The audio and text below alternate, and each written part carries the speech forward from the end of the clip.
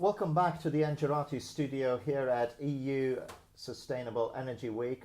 We've just come back from doing a few interviews with some of the winners, but we're now joined by Dirk, who's the president and coordinator of Project REScoop 2020. Dirk, firstly, welcome to the studio. Thank you for being here.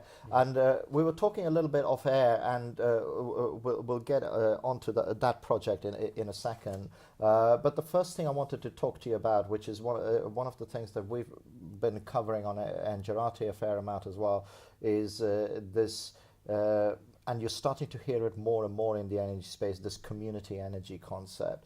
Can you tell us a little bit more about what you're seeing in that in terms of community energy?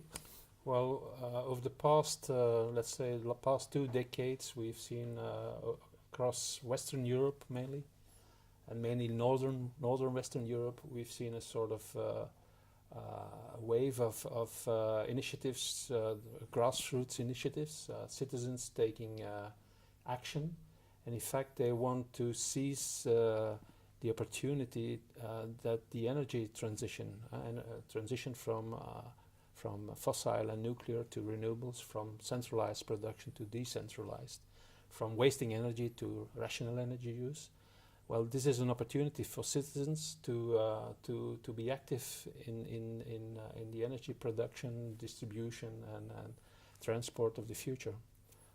And it seems to me that while that is a logical and natural thing to happen, we can't stop it. One of the debates that have been happening, and it's come out in a couple of the interviews as well, is, what is the role of the traditional energy supplier within that movement?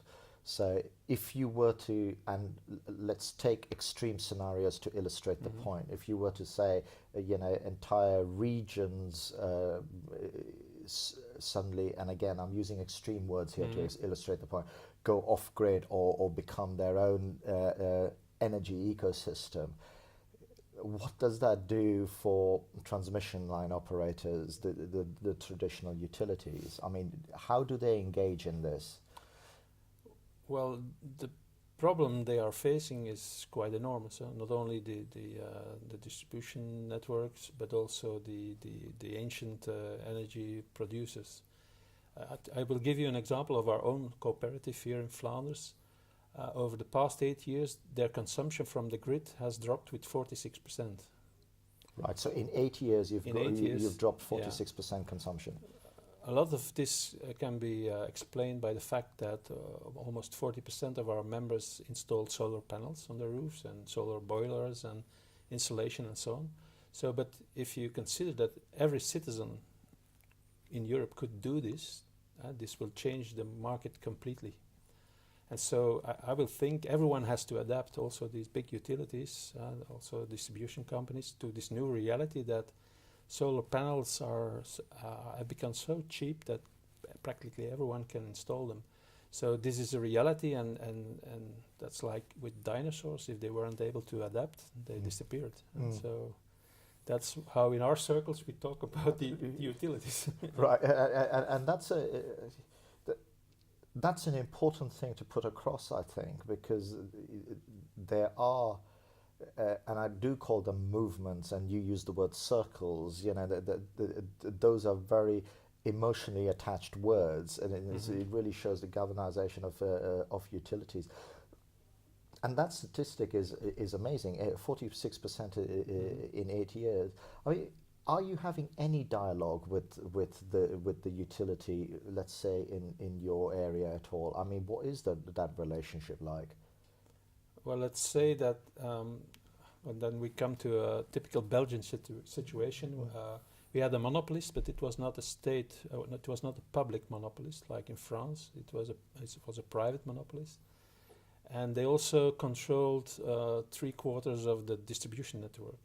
So now with the liberalization that started more than 10 years ago, they had to unbundle everything, you know this story. And now we see that the distribution network becomes more and more independent of these old monopolists.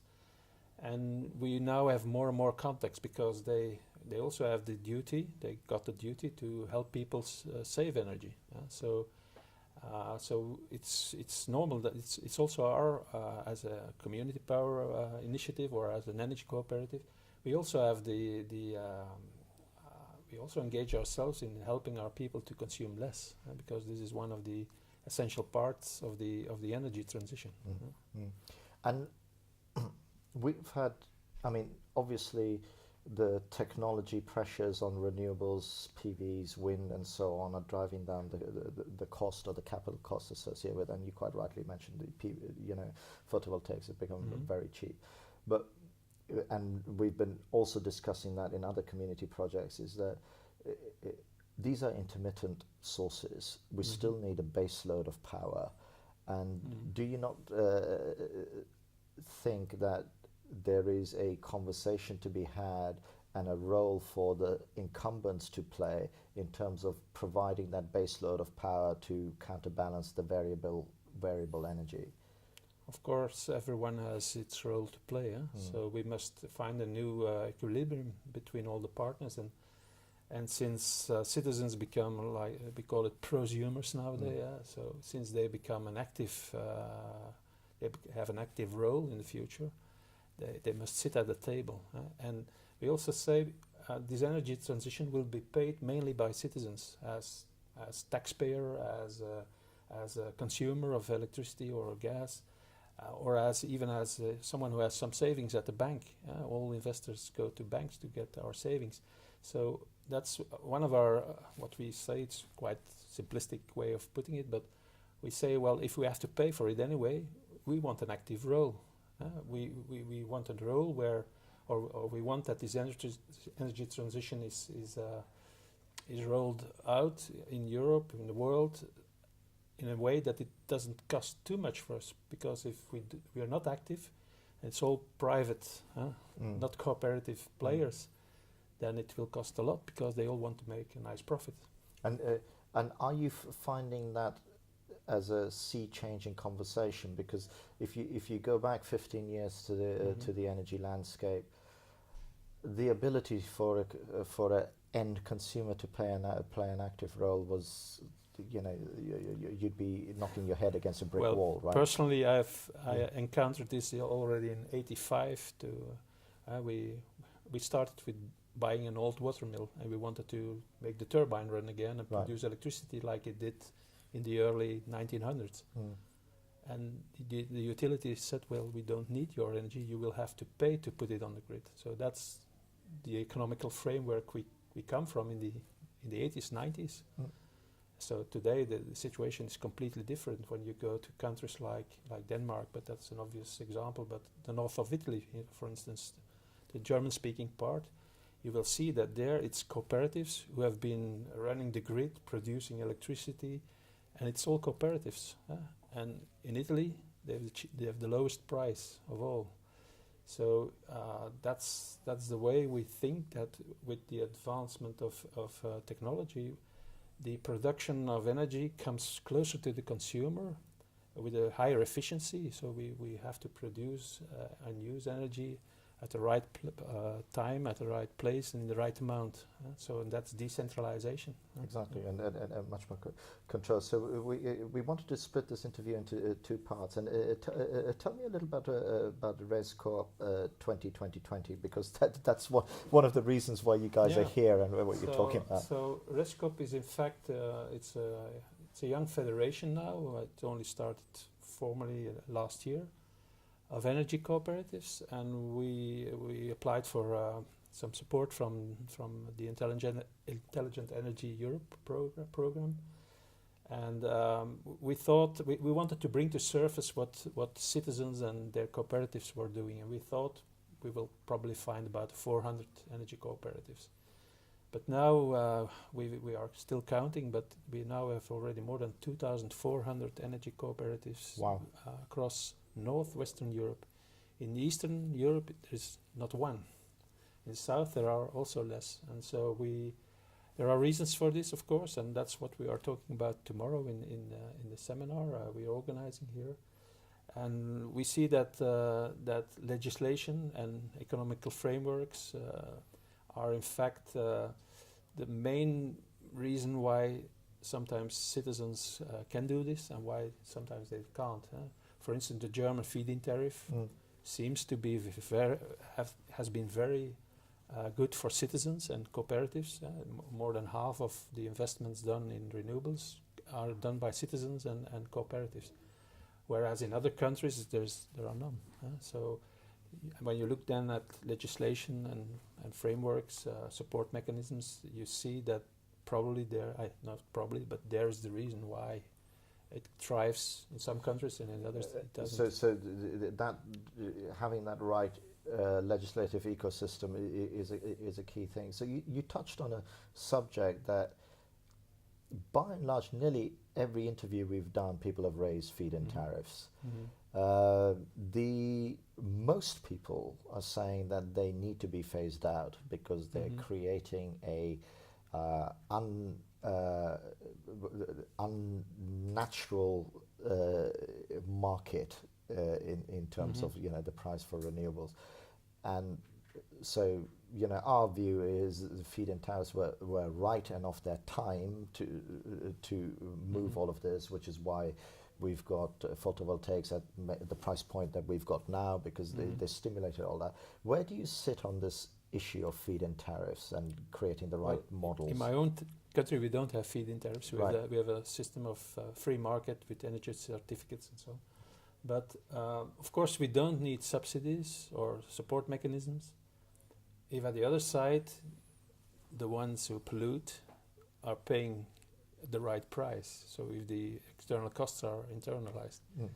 So you can't just stop supporting the renewables because that's the future, and keep on not punishing the polluting energy production. Yeah, I think the argument is more around how you lend support to the renewables, where you could have tax breaks for the importing of PVs and things like that, and support them on equipment and technology side, but not necessarily create a sort of artificial distortion of the market at the price level. Yeah, but let's say personally, I'm not a believer of that the market is a market is not something like the gravity or something. A market is something we decide upon. For me personally, a diamond is worth nothing, but there are people who give millions of dollars or euros for a diamond. So a market is something we create. So some people believe that it's something like gravity, and that's not me. that the market is or market dynamics are always the solution. Yeah, I think over the past few years we've seen that the belief in a free market has, and certainly in an energy sector. There is the thing, So I kind of have talked to economists about this. Where I'm not an economist. I've never had. But in a way, some of these comments may be reinforcing your point, because one of the things that they've said is that, and these are people who don't know about the energy sector. And when I've explained this, it's like they were saying, well, it seems like the market that is being put in place is one that is designed for commodity with a commodity market mindset, whereas with energy we aren't dealing with a commodity, we're dealing with a right, so like water, drinking water and things like that. So they were saying that a market can work, but it needs a wholly different design. And I must add that in our minds, people who are engaged in energy cooperatives and community power projects, especially renewable energies, the sun is shining for everyone. In Spain, it doesn't shine for everyone. There, they put taxes on when you use the sun. According to us, it's like common goods. It's something which doesn't belong to an individual, doesn't belong to a state, but we have the right to use it. Everyone has the right to use it. And same with wind. According to us, the wind doesn't belong to someone who has a piece of land where you can put a wind turbine. That's why you need a concession of the state should give people a concession. And by giving a concession, you can also ask, well, you should involve the citizens. If a big utility installs a wind farm, the state could say, you can have this concession, you can do it, but at least a certain percentage, like in Denmark, at least 20% of the capital should be supplied by the people living around. So this is something we say when we turn to renewables, it's natural that people get involved because it's about common goods. It's about something we all have the right to use. Mm. And as we're coming to the end of our time here in the studio, and it's been really great talking to you, because on some angles you've brought a different opinion to the table, and that's what this forum is all about. I have a sense, and I don't know whether you want to corroborate that we are already, if we look back at this time, we will maybe write it in history as a tipping point in terms of this is when the whole energy landscape changed. There are too many of these conversations. Are you getting that sense as well? And because I asked you this question because you said, the length of time you've been in this market. According to me, this energy transition can't be stopped. And you see that the big utilities, they now put all their hope on a fourth type of nuclear power plant or fusion. But they've been doing this for 50 years already, or 60 years. And we see that all the technical evolution goes into the other sense, to decentralized and rational energy use. And it's normal when you come closer to the consumer that the consumer also has the means to co-invest and to get hold of this. So I think this can't be stopped. It's stupid when you try to stop it. And on that note, it seems like a perfect place to end this interview. Dirk, I'd like to thank you very much for joining us. Thank you for taking the time. Thank you as well for watching. Again, I think by our reckoning, by the time we finish, we'll have had 22 interviews from the EU Sustainable Energy Week, covering the conversation that's happening. I hope you enjoyed this interview as much as I did, and I hope you enjoy the other interviews as well. Thanks again for watching.